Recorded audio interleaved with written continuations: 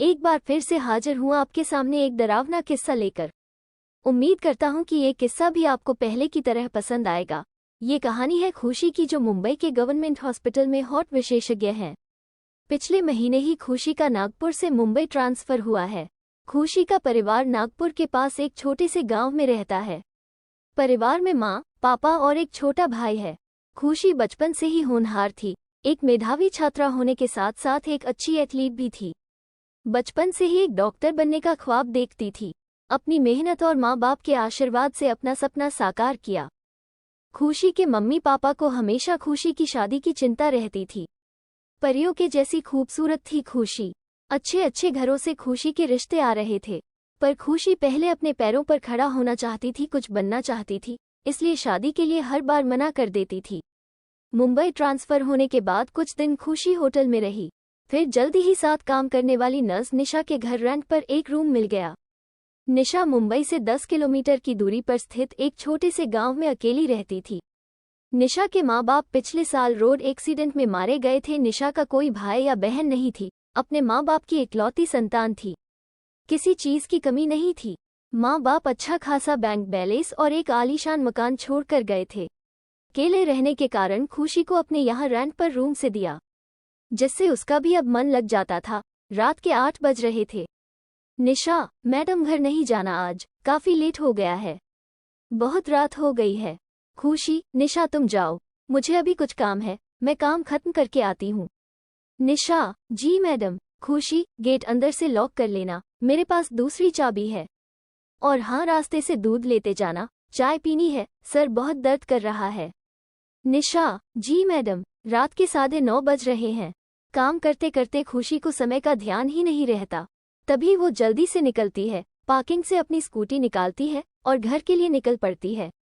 मौसम बहुत सुहाना था, ठंडी ठंडी हवा चल रही है। खुशी बस अपनी धुन में आगे बढ़ी जा रही थी। चारों ओर अंधेरा छाया हुआ था।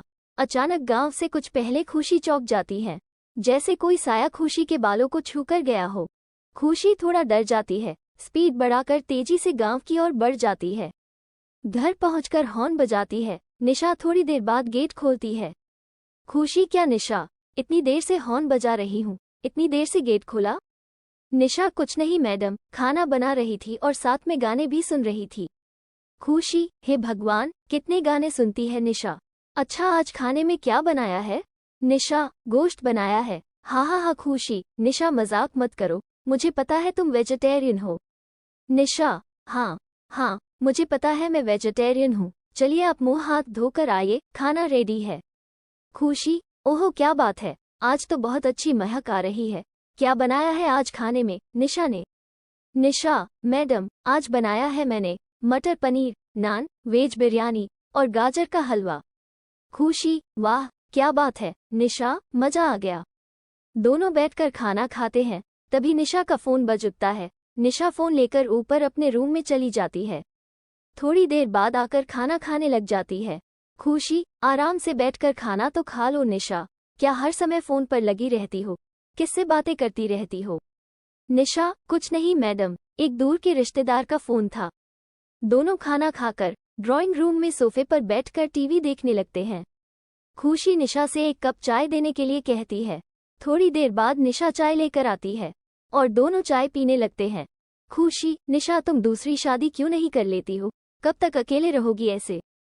निशा, अब कौन मुझसे इस उम्र में शादी करेगा, 32 साल की हो चुकी हूँ। खुशी, कोई तो होगा जो तुझसे शादी करेगा, खुदा ने तेरे लिए भी किसी को बनाया होगा। देख लेना, एक दिन जरूर आएगा तेरे सपनों का राजकुमार। निशा, जी मैडम देखते हैं, अभी तो कोई नहीं आया। क्या होता है मेरी जिंदगी का राजकुमार? खुशी, निशा अच्छा ये बताओ, तुम्हारा पहला पति कौन था, क्या करता था, वैसे क्या हुआ था उनको? निशा चौंकते हुए, अब कुछ नहीं, बस एक एक्सीडेंट हुआ था। अच्छा मैडम सोते हैं अब, रात बहुत हो चुकी है। निशा, ओके निशा, शुभ रात्रि। दोनों अपने रूम में चली जाती है। खुशी अपने रूम में पहुंचकर पलंग पर बैठ जाती है और निशा के बारे में सोचते हुए लेट जाती है। सोचते सोचते खुशी को कब नींद आ जाती है पता ही नहीं चलता। रात के 12 बजे है। अचानक खिड़की पर कुछ आवाज हुई। खुशी की नींद खुल जाती है। खुशी खिड़की की ओर देखती है। खिड़की के बाहर उसे एक अजीब सी परछाई दिखाई देती है। खुशी डरते डरते खिड़की की ओर जाती है। खिड़की खोलकर देखती है पर कुछ दिखाई नहीं देता। दिखाई देता है तो बस दूर दूर तक काला स्याह अंधेरा और दूर दूर तक फैला घना जंगल। खुशी दोबारा सोने की कोशिश करती है। धीरे धीरे खुशी को नींद आ जाती है। रात के 2 बज रहे हैं। अचानक फिर से खिड़की पर जोर का झटका लगता है, जैसे कोई खिड़की को बहुत जोर से पीट रहा हो। खुशी की नींद अचानक से खुल जाती है और उठकर बैठ जाती है। खिड़की के बाहर फिर वही काला साया दिखाई देता है। खुशी जोर से चिल्लाती है, कौन है वहाँ, कौन है वहाँ? पर उधर से कोई आवाज नहीं आती। खुशी धीरे से बेड से उतरती है, कोने में रखा डंडा उठाती है और खिड़की की ओर जाती है। डरते डरते आगे बढ़ती है। कौन है वहाँ, कौन है वहाँ? बोलता क्यों नहीं? कौन है वहाँ? खुशी आगे आवाज नहीं और खिड़की खोलकर देखती है, पर फिर से उसे वहाँ कोई नजर नहीं आता। खिड़की बंद करके जैसे ही खुशी पलटती है, अचानक से फिर एक जोर की आवाज आती है और फिर वही काला साया नजर आता है।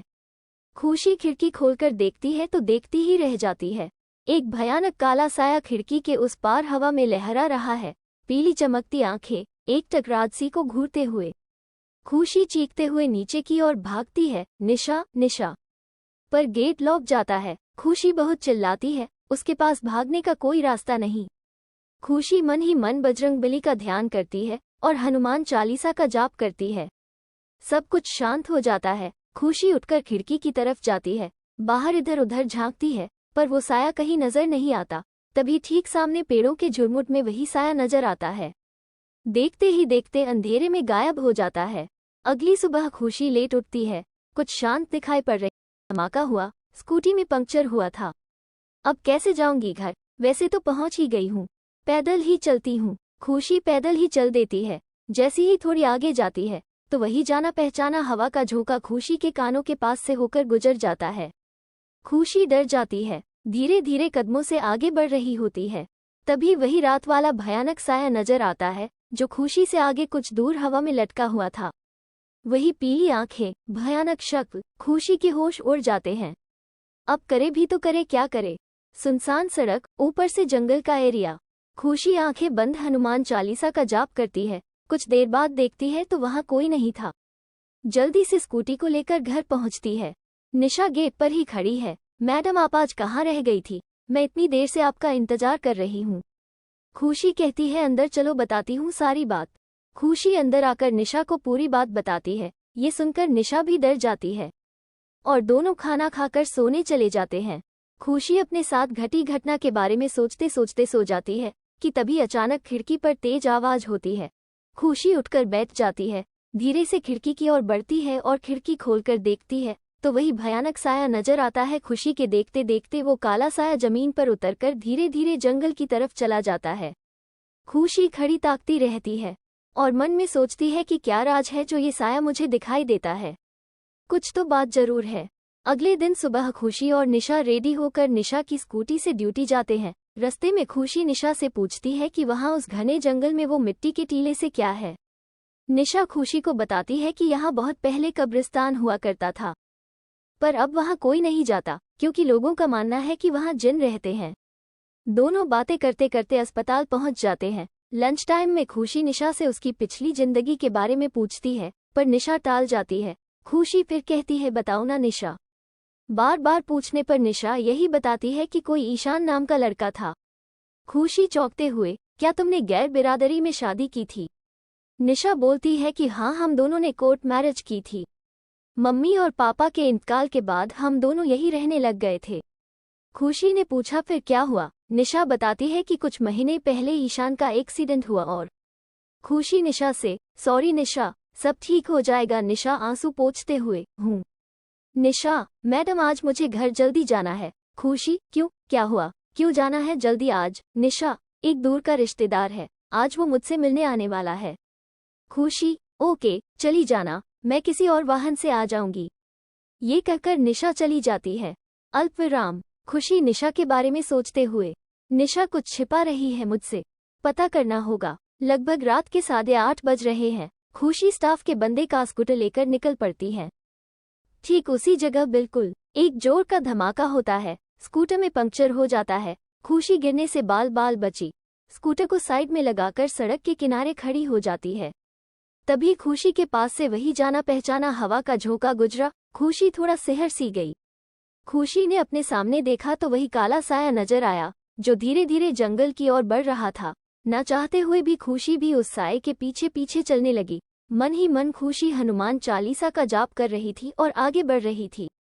चारों ओर घना अंधेरा था। झाड़ झाड़ियां पेड़ों से होते हुए खुशी उस कब्रिस्तान में पहुंच गई। वो काला साया एक कब्र के पास जाकर रुक गया। खुशी धीरे धीरे उस कब्र के पास पहुंची। वहां जाकर देखा तो हैरान रह गई। टॉर्च से कब्र पर लाइट जलाकर देखा तो कब्र पर हरी घास उगी हुई थी। खुशी ने और बाकी कब्र पर टॉर्च मारकर देखी तो सब पर सूखी घास थी। खुशी ने इधर उधर देखा तो वो साया भी कहीं नजर नहीं आया।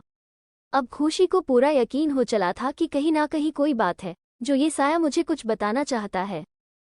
खुशी वापस आने के बारे में सोचने लगी। 2 कदम ही बढ़ाए थे कि उसका पैर किसी चीज से टकराया। टॉर्च से देखा तो एक फावड़ा था जिससे खुशी को चोट भी लग गई थी। अब खुशी ने निश्चय कर लिया था कि कुछ भी हो जाए वो सच्चाई का पता लगाकर रहेगी। खुशी ने फावड़ा उठाया और कब्र को खोदने लगी।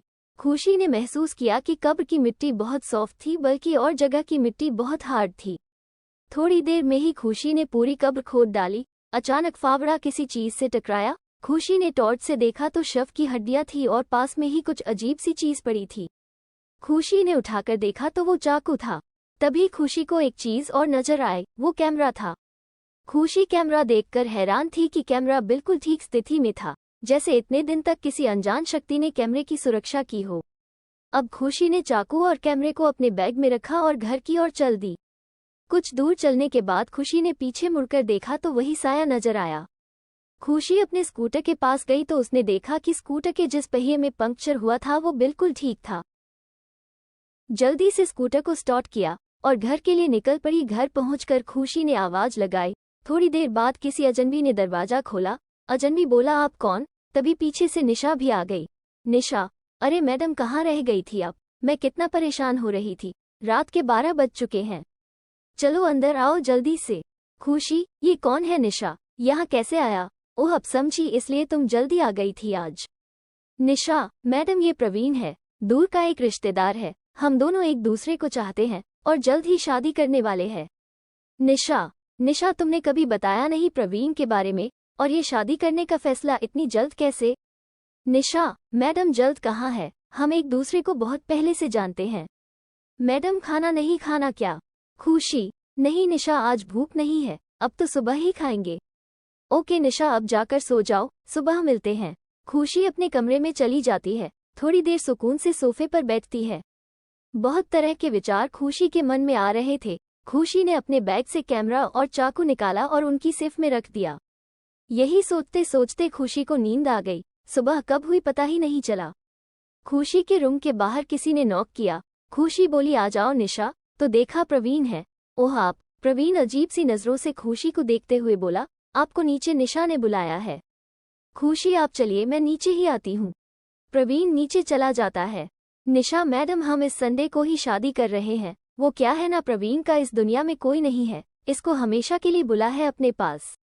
खुशी, इट्स ओक, मुझे क्या प्रॉब्लम हो सकती है, आप दोनों राजी है तो मैं अपना कहीं और देख लूंगी रहने का।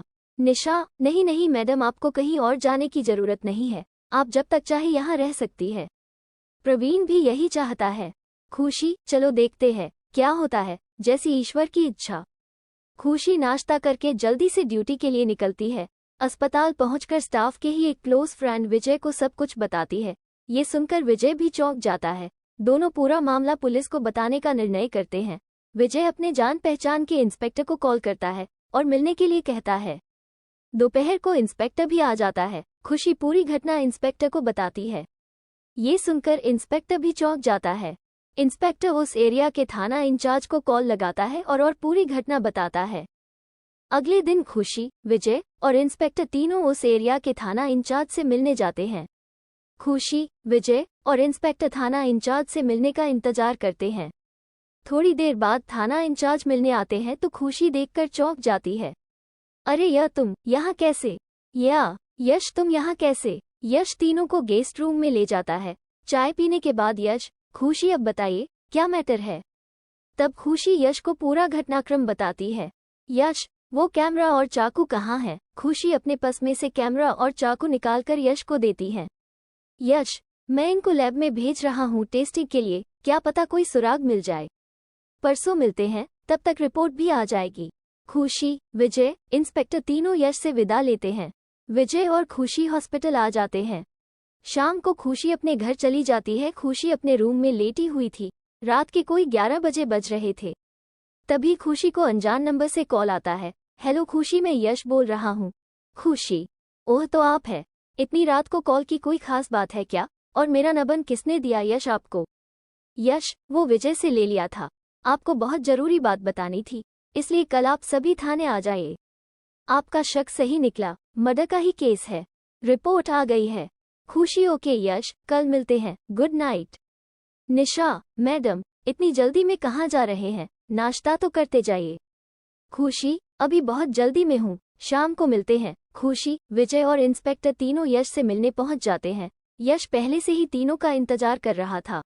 राज तीनों को प्रोजेक्टर रूम में ले जाता है। वहां तीनों आराम से बैठ जाते हैं।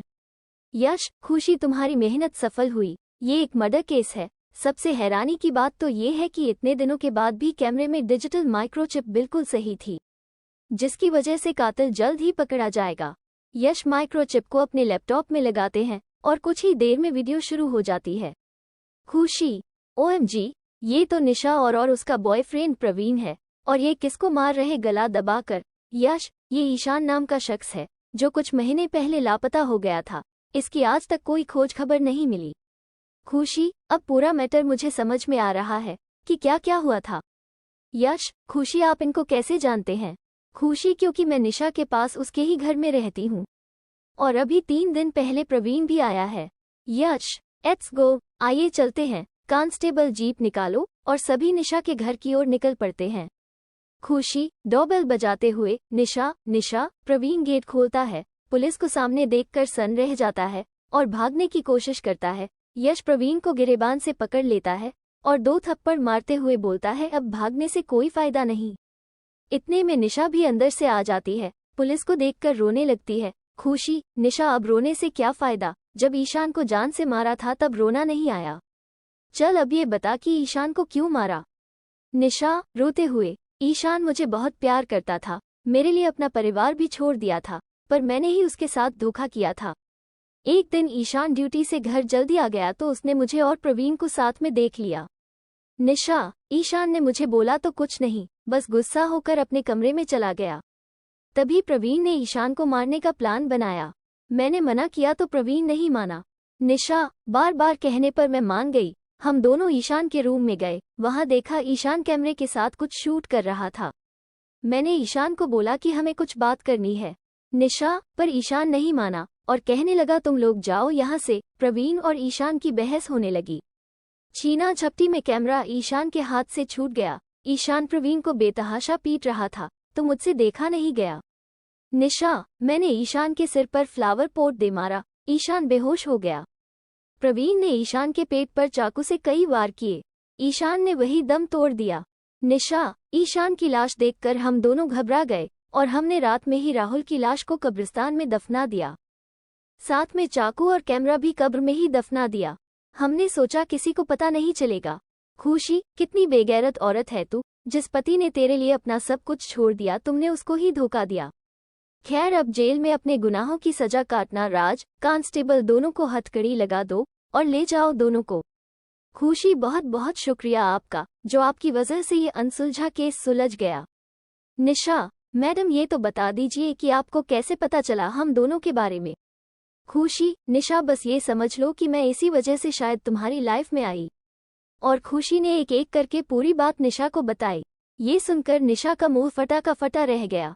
खुशी, निशा, वो कहते हैं ना खुदा कि यहाँ देर है अंधेर नहीं, कर्मों का फल जरूर मिलता है। निशा, राज, एक विनती है, ईशान की आत्मा भटक रही है, उसका अंतिम संस्कार कर दिया जाए। यश, ये सही कहा आपने। खुशी और सभी उस कब्रिस्तान में जाते हैं और वही पूरे विधि विधान से ईशान का अंतिम संस्कार करते हैं। आज ईशान की भटकती आत्मा को शांति मिलेगी। ओम शांति ओम।